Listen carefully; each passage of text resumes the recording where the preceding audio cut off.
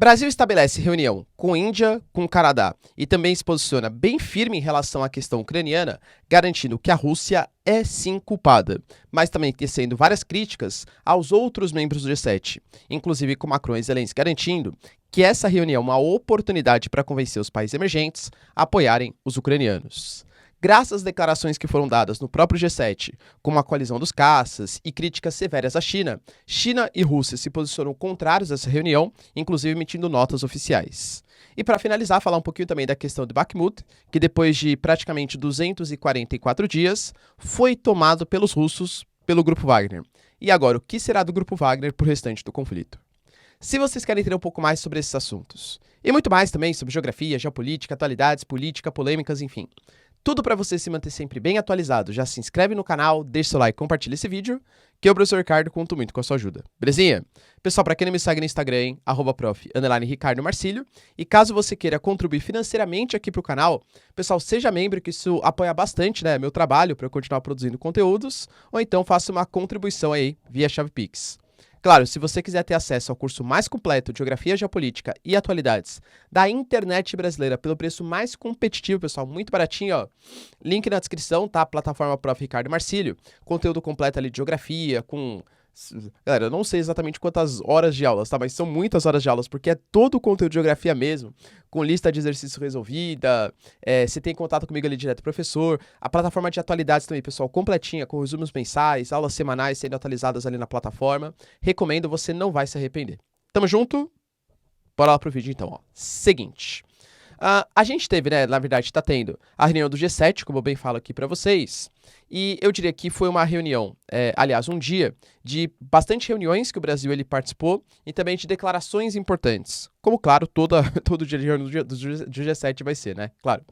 E nesse dia, o Brasil, por exemplo, no dia de ontem, né, ele se reuniu com o Narendra Modi, que para quem não sabe, pessoal, é o chefe de governo da Índia, e deixou bem claro que nesse momento, os dois países, eles não são neutros no conflito, olha que palavra importante, só que é quase como se fosse uma pegadinha, né? Porque quando você fala que você não é neutro, dá a entender que você está apoiando Rússia ou Ucrânia, claro, né? Esse é o que eles não são neutros, por quê? Porque, na verdade, os dois, eles são muito ativos, só que ativos em prol da paz. Então deu aquela aí em cima do muro, né? Tá, beleza, mas e aí, você apoia quem? A Rússia ou a Ucrânia? Pelo menos nesse momento. Nem o Narendra Modi, que já se reuniu com Zelensky, ao contrário do Lula, tá? Aparentemente, o próprio Itamaraty garantiu que não há espaço na agenda para o Lula se encontrar com o Zelensky. Inclusive, o próprio Itamaraty garantiu, galera, que tá sofrendo uma pressão muito grande dos países do G7, coisa que ele não esperava que fosse encontrar. Convenhamos, né? Todo mundo sabia que a reunião do G7, com o Brasil participando, e por mais que tenha mudado recentemente um pouco o tom das declarações, como não solucionou a Rússia, como é apoiado pelos chineses, faz parte dos BRICS, que a pressão do Brasil sobre o Brasil, né, ia ser grande. Mas anunciou também que a pressão está muito grande e que também não encontrou espaço na agenda para conversar com o Zelensky. Fez uma reunião também com Justin Trudeau, que é o primeiro-ministro do Canadá, e, cara, também é uma reunião, né, para falar um pouquinho sobre os conflitos, falar sobre as relações comerciais. Teve um salto super importante, pessoal, 2021 para 2022, aumentou em 40%, chegando na casa dos 10 bilhões de dólares anuais, está entre o 13º e 11º maior parceiro do Brasil, e a previsão, segundo o Lula, tá, é que eles consigam dobrar essas relações comerciais de importação e exportação, e também sobre as pautas ambientais e defesa de minorias. Lembrando, pessoal, que existem também vários povos originários no Canadá, que também alegam que são perseguidos pelo Estado, que não tem, né, uma política pública aí de aceitação, de inclusão e tal. Então, são dois países que partilham, cada um com as suas particularidades, claro, né, de algumas semelhanças em relação às questões ambientais e também ao respeito aos povos originários. E na reunião mais importante do dia, vamos colocar assim, a gente teve o Brasil criticando uma série de questões. Primeiro, falou que o uso da força nunca vai ser a grande solução para conseguir resolver os conflitos internacionais. E aí, claro, é uma crítica à Rússia. Falou que o Brasil ele é um respeitador, que ele respeita a Carta da ONU e que a Rússia ter partido para cima da Ucrânia, ter violado a integridade territorial da Ucrânia, é errado. Lembrando, pessoal, que o Zelensky estava nessa reunião, estava ouvindo essa declaração, tá? Não é que o Brasil se recusou a estar no mesmo lugar que o Zelensky. Só não vai ter espaço para fazer uma reunião bilateral com o Zelensky, assim como o Zelensky fez, por exemplo, com os indianos aí no dia anterior, tá? E falou também de umas outras questões. Falou, por exemplo, que a ONU hoje não tem, né, o engajamento moral, ético. Novamente, pediu uma reforma do Conselho de Segurança da ONU, teceu críticas aos países que ali estavam, porque grande parte fazem parte, né, do Conselho de Segurança Permanente da ONU, que é Estados Unidos, França e Reino Unido, né? Falando que hoje a ONU não tem envergadura moral e ética para falar sobre resolução de conflitos internacionais, porque, primeiro, só se foca em questões que são sensíveis aos países membros. Então ele inclusive falou, poxa, será que Nagorno-Karabakh, que é o conflito entre os azeres e os armênios, não merece atenção? A questão, por exemplo, da Palestina. Aí até merece um pouco mais, né? Porque a gente tem Israel, grande parceiro e tal, mas falou da questão palestina. Falou da questão, por exemplo, do Sudão. O Sudão, será que não merece atenção? A questão do Iêmen, por exemplo, a guerra entre Kosovo e Sérvia. Citou uma série de acontecimentos geopolíticos internacionais, falando que a ONU não se preocupa porque não envolve os países membros. E, inclusive, deixou claro, hoje a ONU ela tem os seus participantes, os seus membros permanentes do Conselho de Segurança, que são aqueles que mais se envolvem nos conflitos internacionais. Qual a envergadura moral e ética que esses países vão ter para conseguir solucionar esses conflitos, já que são eles os principais motivadores, né? E falou também da questão de armas nucleares.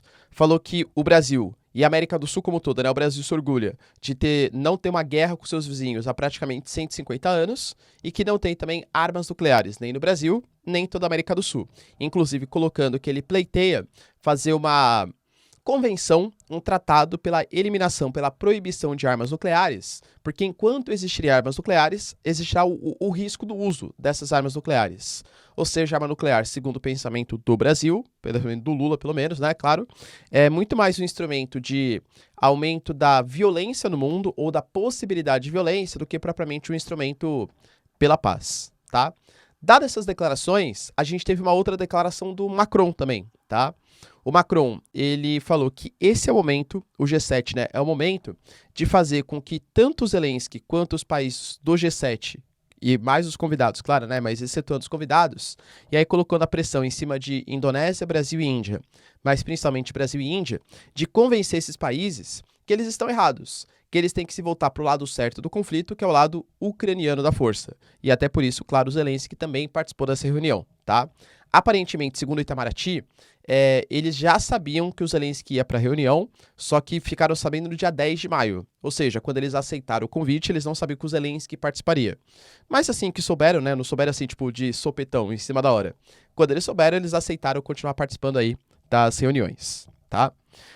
Lembrando, pessoal, que essa reunião também, ela colocou uma declaração, né? E eu diria para vocês que a declaração foi muito mais voltada em uma pressão em cima da China e em cima da Rússia, claro. Lembrando que os americanos, basicamente, né, o G7, mas pressionado aliás, os Estados Unidos, mas pressionado pelo G7, anunciou que vai poder, está autorizado fazer treinamento de pilotos para os caças F-16. Então isso dá um indício, pessoal, que os caças, eles podem chegar, os caças F-16, né, podem chegar na Ucrânia no futuro próximo. Até agora, a Ucrânia, com certeza, do ponto de vista militar, o setor mais defasado é o setor de aeronaves, e os caças F-16, eles vêm nessa prerrogativa, né, de tentar mudar um pouco essa diferença que existe no setor aéreo da Rússia e da Ucrânia. Inclusive, o próprio Ministério da Defesa, o setor aéreo da Ucrânia, colocou uma fotinho de um F-16, colocando, está chegando. Os Estados Unidos anunciou que ainda não vai fornecer esses caças por conta própria, mas convenhamos que autorizar e treinar pilotos e mobilizar para que países europeus, e aí pelo menos por agora, tá? Bélgica e Dinamarca parecem os mais dispostos, mas Reino Unido, outros países também podem começar a fornecer os seus caças, devem chegar aí no futuro próximo. Falei para vocês no vídeo de ontem que não é tão bom assim para os ucranianos quanto parece, porque exige um treinamento, né? O próprio Estados Unidos colocou, galera, que geralmente para treinar um piloto de maneira eficiente, 1 ano e meio. Cara, convenhamos, né? No final do ano que vem, a gente nem sabe como vai estar a guerra. Mas é um passo importante, né? O fornecimento aí de caças.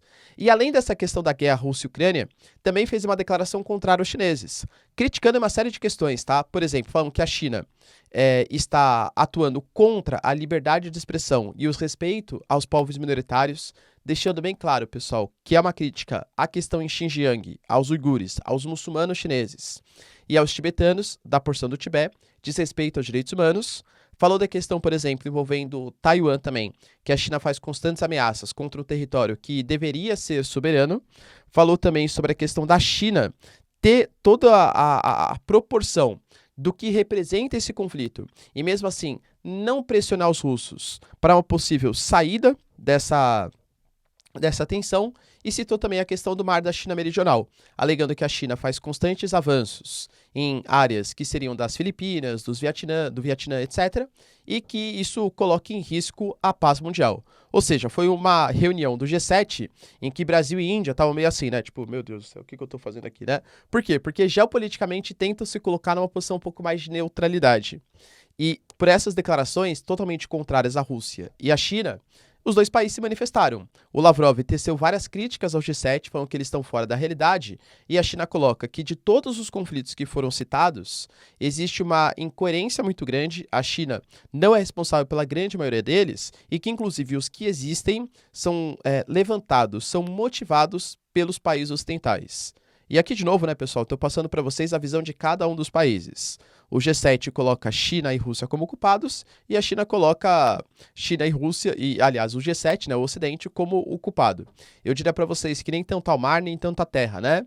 Existem questões sensíveis, existem revoluções coloridas, interferência dos países ocidentais, alianças militares com a AUKUS para conter o avanço da China no Mar da China Meridional, mas também existe uma China que acha que todo o Mar Meridional é dela, também existe uma China que oprime ali algumas minorias, existe a Rússia que realizou a invasão à Ucrânia, né? Então, geopolítica não existe o lado bonzinho da história. Existem dois países, dois grupos que pensam cada vez mais nos seus próprios interesses. A gente teve também, pessoal, saindo do G7 um pouquinho, o grupo Wagner, do Prigozhin, declarando oficialmente que depois de 244 dias, finalmente eles dominaram Bakhmut, tá? E aí o Prigozhin gravou um vídeo, né, falando sobre isso, e fez questão de deixar bem claro que sem ajuda alguma do exército oficial da Rússia, tá? Porém, ele falou que no dia 25 de maio, ou seja, daqui a pouquinho, né, o dia 21, inclusive meu aniversário, tá? Aê, 33 aninhos, aê, tá? Mas voltando aqui, no dia 25 de maio, daqui a 4 dias, a gente vai ter uma saída do grupo Wagner, e aí as tropas oficiais da Rússia que ocuparão essas posições. Quem vai ser? Se realmente vai sair? Se é uma bandeira falsa? De novo, pessoal, a gente não sabe. Declaração do Prigozhin num vídeo que ele gravou, tá? Aliás, desde o início da guerra, eu diria que nos últimos 2, 3 meses, a coisa que o Prigozhin mais faz é gravar vídeo, e inclusive criticando, xingando, aí elogia, aí fala que dominou, aí fala que perdeu. É uma coisa meio de louco, né, o que o Prigozhin faz. E aí, possivelmente, ou as tropas da Rússia vão ocupar as posições de Bakhmut, ou as tropas do Kadyrov. Lembrando que a Chechênia, né, o Kadyrov ali, o líder da Chechênia, até fez desfile, colocando ali em cima de blindados, estava anunciando que eles vão invadir Kiev, e talvez começando por Bakhmut, e aí possivelmente, né, avançando para Kramatorsk, Sloviansk, enfim, para dominar o restante da região de Donbas, Donetsk e Lugansk. Tranquilo? Então tá, pessoal, espero que vocês tenham curtido o vídeo. Tamo junto, beijos, abraços e tchau, tchau.